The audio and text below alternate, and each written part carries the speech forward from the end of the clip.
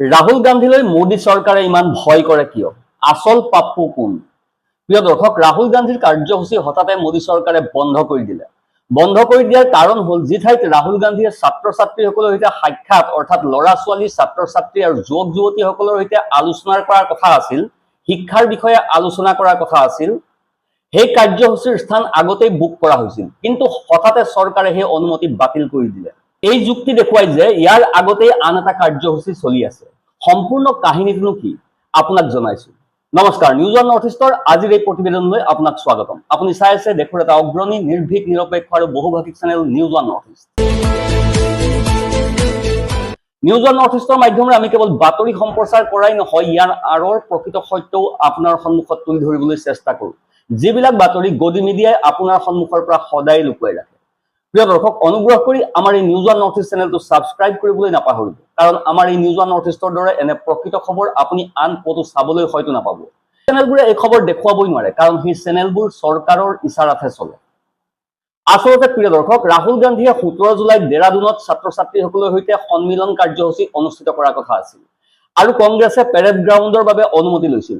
মন কৰিবলগীয়া কথাটো হ'ল যে আগতে সেই স্থানৰ অনুমতি তেওঁলোকে লাভ কৰিছিল, আৰু ইয়াৰ বাবে কংগ্ৰেছৰ তৰফৰ পৰা 1,77,000 টকাৰ যি প্ৰি বুকিং ফিজ আছিল, সেই ফিজো জমা কৰি দিয়া হৈছিল। কিন্তু এতিয়া হঠাৎ সেই অনুমতি বাতিল কৰি দিয়া হৈছে, আৰু কোৱা হৈছে যে পেৰেড গ্ৰাউণ্ডত আগৰে পৰা আন এটা কাৰ্যসূচী চলি আছে। ইয়াৰ পাছত ৰাতিয়েই কংগ্ৰেছৰ নেতা আৰু কৰ্মীসকল পেৰেড গ্ৰাউণ্ডত উপস্থিত হয়। তেওঁলোকে চাবলৈ গৈছিল যে কোনটো কাৰ্যসূচী চলি আছে। যেতিয়া তেওঁলোকে আগতেই বুকিং কৰি থৈছিল যে 17 তাৰিখে ৰাহুল গান্ধীয়ে ছাত্ৰসকলৰ সৈতে সন্মিলন কাৰ্যসূচী ইয়াত অনুষ্ঠিত কৰিব, তেন্তে শেষত কোনটো কাৰ্যসূচী চলি আছে? কাৰণ তেওঁলোকেতো 1,77,000 টকাৰ ফিজো জমা দিছে। বিশেষ কথাটো হ'ল যে তাৰ পাছত দেখা গ'ল পেৰেড গ্ৰাউণ্ড সম্পূৰ্ণৰূপে খালী আছিল, আৰু পেৰেড গ্ৰাউণ্ডত কোনো কাৰ্যসূচী চলি থকা নাছিল। সম্পূৰ্ণ গ্ৰাউণ্ড খালী আছিল, যিটো ফটোত দেখা গৈছে। কেৱল সেয়াই নহয়, কাৰ্যসূচীৰ স্থানৰ বাহিৰত কংগ্ৰেছ কৰ্মীসকল আৰু আৰক্ষীৰ মাজত বহু সময় ধৰি বাক বিতণ্ডাৰ সৃষ্টি হয়। তীব্ৰভাৱে তৰ্ক বিতৰ্ক হয়। ৰাস্তালৈ কংগ্ৰেছৰ বহু কৰ্মী আৰু নেতা ওলাই আহে আৰু একনায়কত্ববাদ বন্ধ কৰক বুলি শ্লোগানো দিয়ে। প্ৰিয় দৰ্শক, এবাৰ সেই ভিডিঅ'টো চাওক।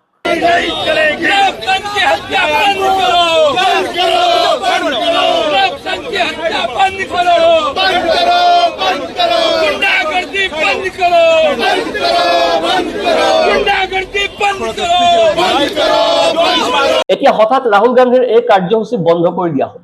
যি গ্ৰাউণ্ডত এই সম্পূৰ্ণ অনুষ্ঠান অনুষ্ঠিত হোৱা কথা আছিল, সেই গ্ৰাউণ্ডৰ অনুমতি বাতিল কৰি দিয়া হ'ল। সেইবাবে এতিয়া ছাত্ৰসকলৰ সন্মিলন কাৰ্যসূচীটো আন এটা স্থানত অনুষ্ঠিত হ'ব। কাৰণ ৰাহুল গান্ধীৰ এই ছাত্ৰসকলৰ সন্মিলন কাৰ্যসূচীটো যিটো কোটাৰ পৰা আৰম্ভ হৈছে, সেয়া বিভিন্ন ৰাজ্যলৈ যাব আৰু বিভিন্ন স্থানত অনুষ্ঠিত হ'ব। আৰু ইয়াৰ বিষয়ে আগতেই ঘোষণা কৰা হৈছিল। সকলো কথা আগতেই নিৰ্ধাৰিত আছিল।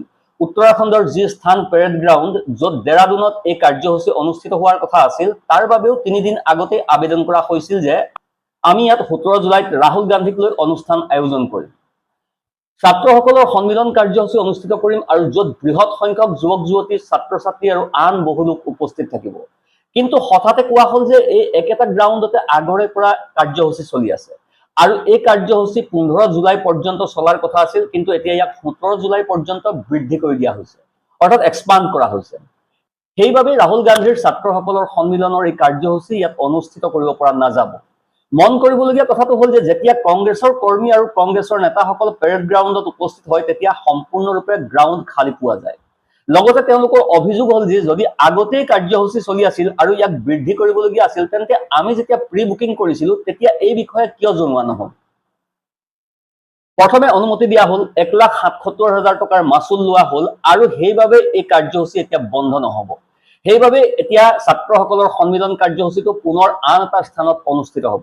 17 জুলাইতে অনুষ্ঠিত হ'ব, আৰু ৰাহুল গান্ধীৰ এই কাৰ্যসূচী পেৰেড গ্ৰাউণ্ডৰ পৰিৱৰ্তে বন্নু স্কুল গ্ৰাউণ্ডত অনুষ্ঠিত হ'ব। কংগ্ৰেছৰ মতে এই সিদ্ধান্তটো লোৱা হৈছে ল'ৰা ছোৱালী আৰু তেওঁলোকৰ অভিভাৱকৰ সুৰক্ষাৰ কথা মনত ৰাখি।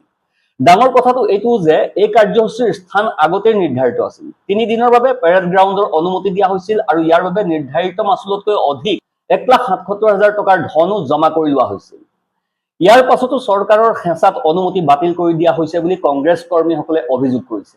জিলাধিপতিৰ ফালৰ পৰা পেৰেড গ্ৰাউণ্ডৰ কাৰ্যসূচীৰ অনুমতি নোপোৱাৰ পাছত ৰাতিটোতেই কংগ্ৰেছৰ সভাপতি গণেশ গদিয়ালৰ নেতৃত্বত উত্তৰাখণ্ডৰ বহু কংগ্ৰেছ নেতা আৰু কৰ্মীয়ে কংগ্ৰেছৰ মুখ্য কাৰ্যালয়ৰ পৰা পেৰেড গ্ৰাউণ্ডত আহি উপস্থিত হয়। এই সময়ছোৱাত আৰক্ষী আৰু কৰ্মীসকলৰ মাজত তীব্ৰ বাক বিতণ্ডাৰ সৃষ্টি হয়। গ্ৰাউণ্ডৰ বাহিৰত কংগ্ৰেছ নেতা আৰু কৰ্মীসকলে ধৰ্ণা দিয়ে আৰু ৰাজ্য চৰকাৰৰ বিৰুদ্ধে তীব্ৰ শ্লোগান দিয়ে। সেই সময়ত প্ৰাক্তন মন্ত্ৰী হৰক সিং ৰাৱত, বিৰোধী দলৰ নেতা যশপাল আৰ্য, প্ৰাক্তন প্ৰদেশ সভাপতি প্ৰীতম সিং আৰু সহপ্ৰভাৰী মনোজ যাদৱো উপস্থিত আছিল। তেওঁলোকে কয় যে মোদী চৰকাৰে ৰাহুল গান্ধীক লৈ ইমান ভয় খাইছে যে তেওঁৰ কাৰ্যসূচীৰ স্থান হঠাতে বাতিল কৰি দিয়া হৈছে, যাতে তেওঁ ছাত্ৰসকলৰ সন্মিলন কাৰ্যসূচীৰ জৰিয়তে ছাত্ৰসকলৰ সৈতে বাৰ্তালাপ কৰিব নোৱাৰে। কংগ্ৰেছে এই বিষয়টোক লৈ এটা পোষ্টও কৰিছে। কংগ্ৰেছৰ ফালৰ পৰা কৰা এটা পোষ্টত লিখা হৈছে যে দেৰাদুনত 17 জুলাইত ছাত্ৰসকলৰ সন্মিলন অনুষ্ঠানৰ অধীনত এটা কাৰ্যসূচী অনুষ্ঠিত হ'ব। ঠিক তাৰ আগতে এই কাৰ্যসূচীৰ বাবে বিজেপি চৰকাৰে পেৰেড গ্ৰাউণ্ডৰ অনুমতি বাতিল কৰি দিলে। কোৱা হৈছে যে পেৰেড গ্ৰাউণ্ডত আন এটা কাৰ্যসূচী চলি আছে আৰু যেতিয়া ৰাতি কংগ্ৰেছৰ জ্যেষ্ঠ নেতা আৰু কৰ্মীসকল পেৰেড গ্ৰাউণ্ডত উপস্থিত হৈছিল, তেতিয়া গৈ দেখিছিল যে তাত কোনো কাৰ্যসূচী চলি থকা নাছিল।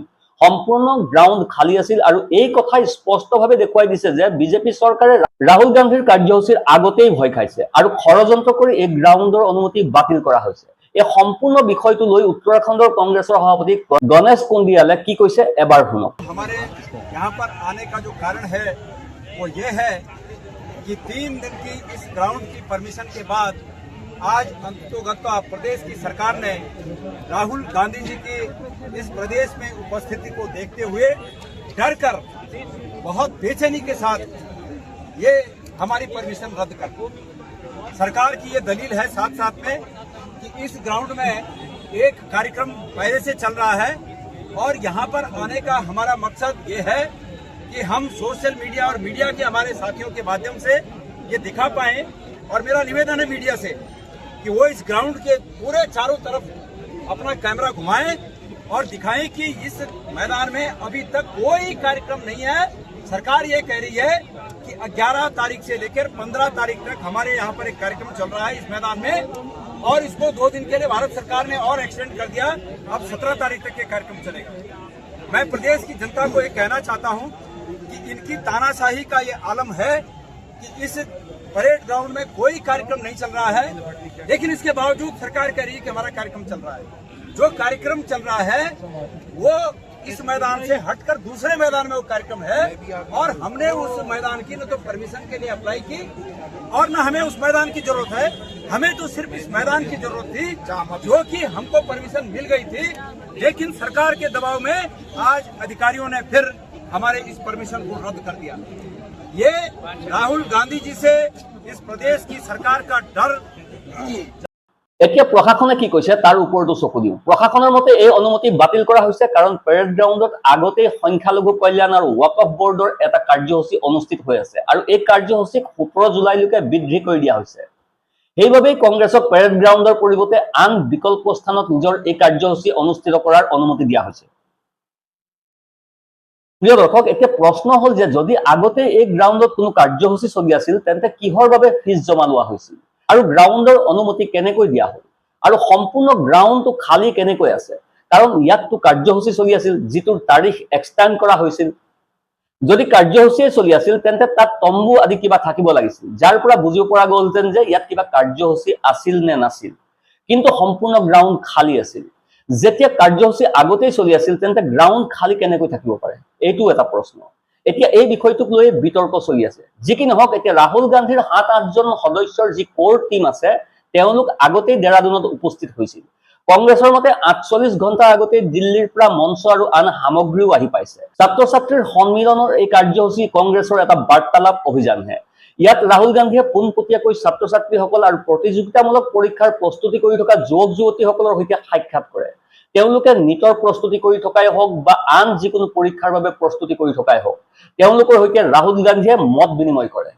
আৰু এই কাৰ্যসূচীৰ মূল বিষয় হৈছে শিক্ষা, নিয়োগ, নিযুক্তি প্ৰক্ৰিয়া, পেপাৰ লিক আৰু যুৱ সমাজৰ ভৱিষ্যতৰ সৈতে জড়িত বিষয়সমূহ ইয়াৰ মূল কেন্দ্ৰবিন্দু। ধৰ্মেন্দ্ৰ প্ৰধানক লৈও প্ৰশ্ন উত্থাপন হৈছে, কাৰণ ইমানবোৰ পেপাৰ লিকৰ ঘটনা ঘটিছে কিন্তু জবাবদিহিতাৰ ক্ষেত্ৰত সকলো শূন্য। ইয়াৰ আগতে কোটাত ৰাহুল গান্ধীয়ে কাৰ্যসূচী অনুষ্ঠিত কৰিছিল।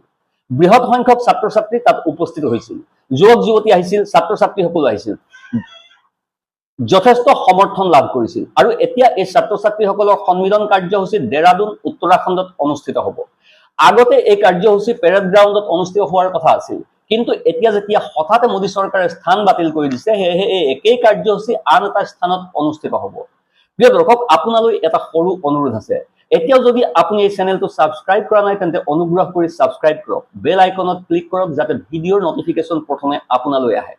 ভিডিঅ'টো লাইক কৰক আৰু আপোনাৰ বন্ধুসকলকো কওক যাতে তেওঁলোকেও এই চেনেলটো ছাবস্ক্ৰাইব কৰে, কাৰণ এইটো আপোনালোকৰে প্লেটফৰ্ম, যিটো আপোনাৰ উৎসাহ আৰু সমৰ্থনৰ বাবে আপোনাৰ ওচৰলৈ আহি আছে। Bureau' report, news 1 north east.